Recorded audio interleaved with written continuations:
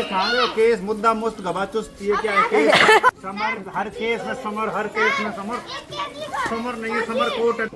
बता भाई क्यों मंग रहा था?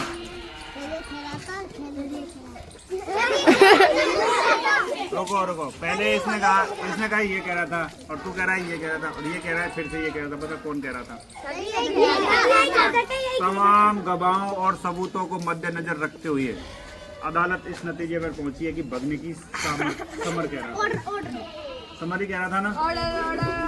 क्या कहते हो सब लोग? कौन कह रहा था? समर ही कह रहा था। ऑर्डर नहीं ये पानी पानी पानी है। चलो बताओ समर कह रहा था क्यों कह रहा था?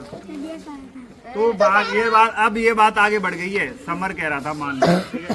समर कह रहा तो कह रहा था ना बोल नालायक केस को आगे बढ़ाना पड़ेगा। बता कौन कह रहा था? समर कह रहा था। तो समर कह रहा था ना क्यों कह रहा था? बता ये तो तेरे को तू कह रहा था तो क्यों कह रहा था तो तेरे को बताना पड़ेगा ना। आज के बाद ध्यान रखो खाना जब कोई ना भगे को नहीं तो केस सच में बढ़ जाएगा और डंडा बढ़ेगा बढ़िया वाला डंडा समझो ने।